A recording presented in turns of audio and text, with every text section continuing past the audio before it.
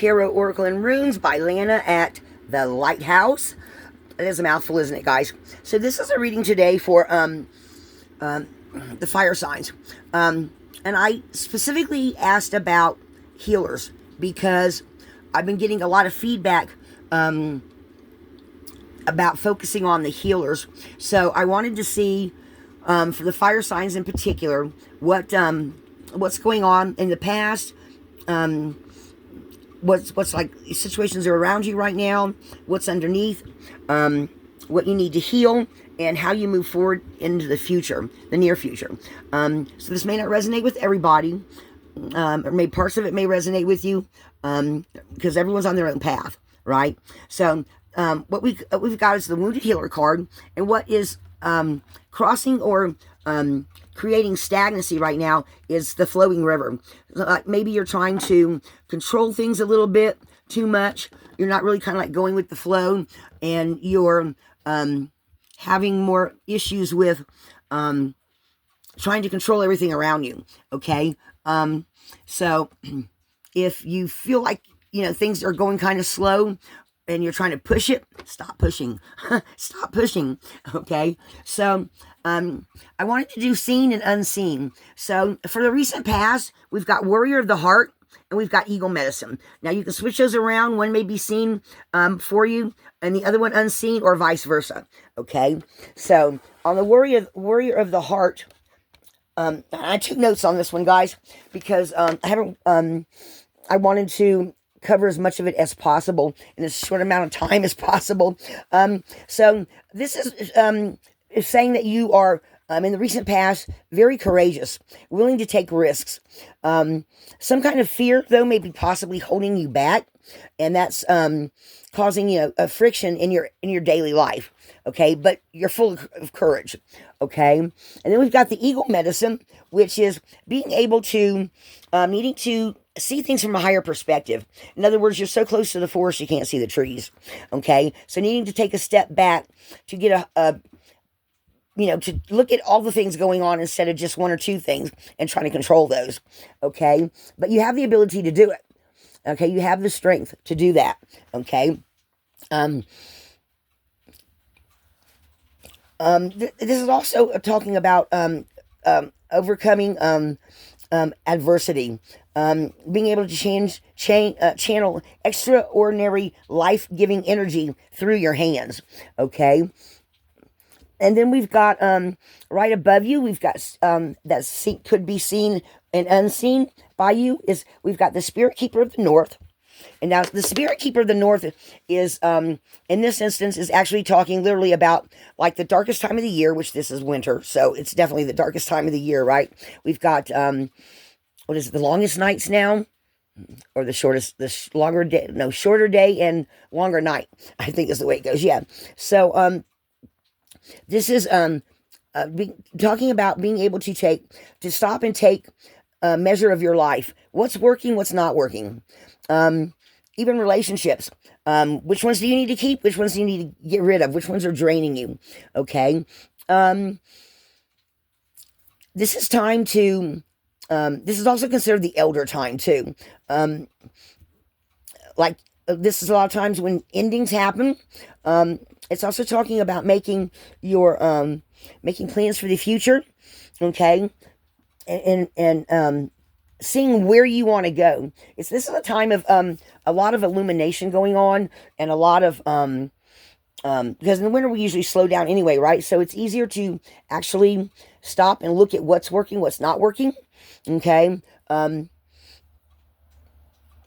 relationships that need to come or go, a job that you might need to change, or maybe even your daily routine of how you're doing things. Maybe it's not working as well as it used to, and you need to fine tune it a little bit. But then with the Owl Medicine card, again, this is seen and unseen, guys, and it could be either one for you, or either way for you. This is talking about wisdom and illumination coming in. Time of self-transformation, and doing that is you have to go inside. You have to go inside and trust your intuition, because now is where you'll have clairvoyance pop up, having deep insight into what's going on. Ancient knowledge is emerging. This is where you are knowing your truth knowing the truth and trusting your perception. You're a truth seeker and a truth sharer. Okay, so this is a time of illumination and major transformation, and that's above you. And then below you, we've got Grandmother Earth and Vision Quest. Grandmother Earth is needing to, again, to take measure of your life and make plans for the future, but not to take action until you feel ready and feel secure in stepping forward. Okay, and that's by doing that. That's when you got to get rid of all those little things that, like the neighbor that keeps coming over and wanting, your sugar, your cream, your whatever, or the neighbor comes over and just wastes your time when you actually have a project you need to work on.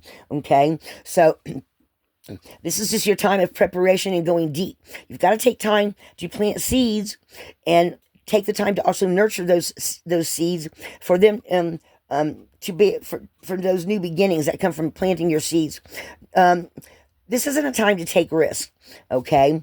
Even though, because it's a time where you're needing to see the bigger picture and all the little things that, and maybe there's just a couple of little things that are like, maybe there's even a daily habit that you have that it's actually now slowing you down and you need to just get rid of it because you can do it at another time of the day or another time of the week, something like that. All right. Then we have the Vision Quest. This is saying that you're a sacred seeker, that you need to withdraw from people and situations to find your truth. Okay, you need to retreat because you're being divinely guided by this, and this is something you may not actually. Because this is below, this is something that's in your psyche. This is something that is where I don't know how to explain it. Like sometimes we do things that we don't really understand why we do them, or we don't see how they can be negative. Okay, so it's a time to go in and check that with yourself. Okay, so take time to find your truth. You need to retreat. It's divinely guiding you to look for answers in different ways. Okay? Wait for signs. Take time to explore your soul. To hear the messages from the divine, you have to be still. Okay? That's why I like my little candle in the dark meditations, because sometimes I get little extra messages there that maybe it was something that was just kind of like in the back of my head, but I didn't really see it till I took the time to actually stop and listen. Okay, that can be a type of vision quest too. All right. And then I pulled some cards from the Healing Waters deck, and this is of a what you need to know or heal, not presently sensed by you. This is something that is down below. Okay, they want you to know that while you're doing this retreating and trying to shift things around, the ripple effect is going on. Part of something bigger, details are taken care of. So the universe is actually giving you the space and the time to do this inner study, this inner message, inner measure of your life taking. Okay, so you don't have to worry about the small stuff. And then we have in call, healer, seer, priest, high priest, high priestess, soul purpose. So something that you haven't seen before that has to do with your purpose of maybe of the kind of healing that you're going to do, or the kind of healer that you're becoming, because we go through spiritual awakenings throughout our whole life. At least I believe that we do. At different times, the divine comes in and lets you know things, or you have a dream, or you just have that inner knowing, okay? So I think more things in the future. I think it's going to be like that for a lot of people, guys, during this Pluto in Aquarius, because I think a lot of healers are going to start realizing the bigger picture in ways that we haven't before. And then we've got also Lady of the Lake, new beginnings, something's about to happen. And I think this is some of those energies that are that maybe in your every day-to-day life you're not really seeing. Because all of us have the daily grind, right? We've all got our families, or you've got kids, grandkids, your job that you go to, or your part-time job that you go to, or whatever it is that you do. But they're just wanting you to know that while you're doing this going inward during this time of illumination and transformation, more of your soul purpose is going to come up, and you're going to start watching for the signs, because you're going to see some of the things that they're trying to get you to pay attention to once you do this retreating inside.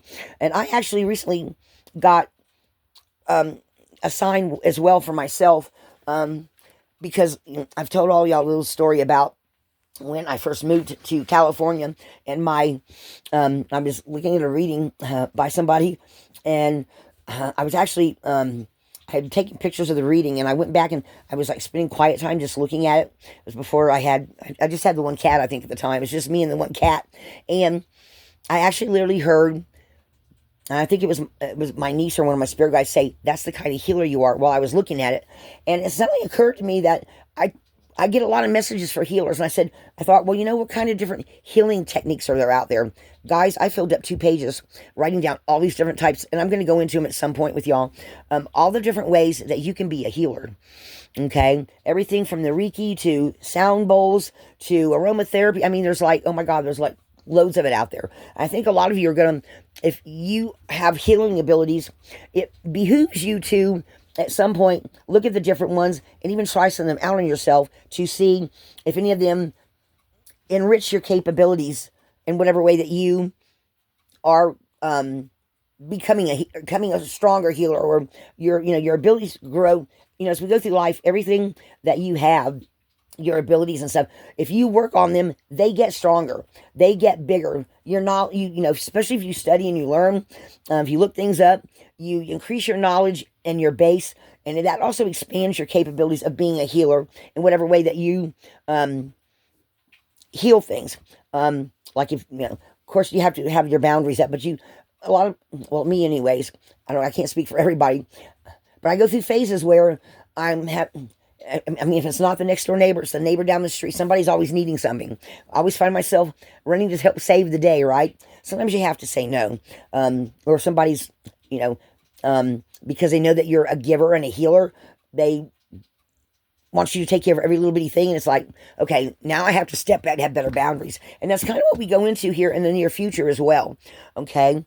In the near future, because of this going within, we've got break the chain, ancestral patterns, healing, rewriting the future.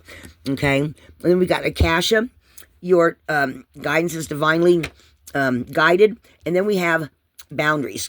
Okay? And like I said, guys, I did take some notes on this because I wanted to get more information. And so I just started writing. And when I start writing, my spirit guides just come in and start telling me things. And I just add it to the list. So the ripple effect is, no wait, wrong one. Near future. Okay, so breaking the chain, breaking ancestral patterns, you no longer want to hold you back. Okay, maybe you've noticed something that when you think about it, you're like, oh man, I think I remember my mom, or my dad, or somebody in the family talking about so and so had this same kind of similar pattern. And once you see the patterns that you keep doing that hold you back, then you're able to identify them and get rid of them, okay, or change them up in some sort of way. And just like in this where she's stepping out and she's moving forward, she's healing all these things that she doesn't want the next generation, her kids and her grandkids, to repeat any of this stuff from the past. She's actually wanting to go forward, and she's making a conscious effort to break these patterns that are just something else that seems to hold back the family members, okay? Like maybe, I've talked about this before, maybe everybody, some of the past family members were closet drinkers or gamblers or something like that, and you decide you don't want that in your family no more. You've heard stories about, how, great Aunt Martha, oh my gosh, she just went and, they had gotten some money and it was going to save the family, and she went and she gambled it all away, And I'm not laughing about that, guys, because that can be a very serious thing. But it's breaking these patterns that keep you from feeling like you can be better, you can be more, you can be the kind of person that you want to be in the future. So That's actually seeing the patterns and getting and changing them up. Maybe taking some classes, maybe going into therapy, maybe looking up therapy for yourself, or finding some little things you can do that will help you to cope, okay? Because you're being divinely guided. The divine is wanting you to heal this so that your family can go forward, or your family and timeline can go forward in the future and be all they're meant to be, okay? So along the way, you're also realizing you need to establish better boundaries, because part of patterns that come in that you realize that you have, that somebody else had in your family, that keep going through your family, sometimes those patterns are because we don't have good enough boundaries. Like, we don't know how to tell ourselves no. We don't know how to stand up and say, well, I'll do this and this, but there I draw the line. And then you stand up and you put your foot down and say, I'm not doing this no more. Because if I keep doing this, I'm enabling you. Now I'm no longer helping you. Okay? Or this is something that is our family's always done, and it's BS, and I'm just determined that I'm not going to teach my kids that same stuff. Okay? And so being aware of it and realizing that the divine and your ancestors are also helping you. Okay? Because usually when you break chains and ancestral patterns, your ancestors, whoever it affected in their lifetime, are usually by your side, in my mind. Okay? This is where they come in to help you and give you inner strength to stand up and make the change you need to make so that your family doesn't do the same crap over and over and over again, right? And learning better boundaries is always a good thing, okay? Because without them, it makes it harder to even get your goals and the things you want to accomplish, because you're too busy, well, at least other people I've known, and myself too, including that at different times, always dropping what I'm doing, or they were always dropping what they were doing to, because they were always taking the neighbor to work when, she could have asked her son to come get her, or, you know what I mean, and you needed that time to do something else, and you just needed to learn to say no. I've talked about that before too, and actually I got one message one time that was all about saying no, and somebody commented, oh, I hadn't thought about that, and you're right, I do need to learn to, have more respect and love for myself and see my self-value and my self-worth and saying, I can do this, but, tomorrow you're going to have to find somebody else. Or, I'll come babysit your kids today, but I told you I'm getting ready to start that part-time job and I'm not going to have time anymore, especially if they don't want to pay you anything, and you've had their, the lady next door goes to work and she's working a 6-hour job 5 days a week. And, even though she's getting paychecks, she's, I want you to come over and because you're the next door neighbor, and I've lived here 20 years, so I know you're going to babysit my kids for free, right? But I'll give you something to eat or something like that. And you're like, no, I'd rather, if I'm going to watch them for 5 or 6 hours, I want the money, and having to have the boundary to say, nope, I can't do it anymore. I got this part-time job I'm starting, So learning to have boundaries is always important, okay? So that's where we end up in the future, okay? And so I see this as a lot of healing, a lot of wisdom coming in. I'm having the feeling that this is the time of year, that the ending of this year is where the energies really feels, it's starting to really shift up and change a lot. And even just driving down the road sometimes, it actually feels like this subtle wave of energy coming in that is because of what the planets are doing, and what's going on with the earth and people, and just everything's just changing. But it's such a subtle thing. You just really sometimes you just got to stop, go in to be able to get the messages, And your ancestors are here with you. Okay?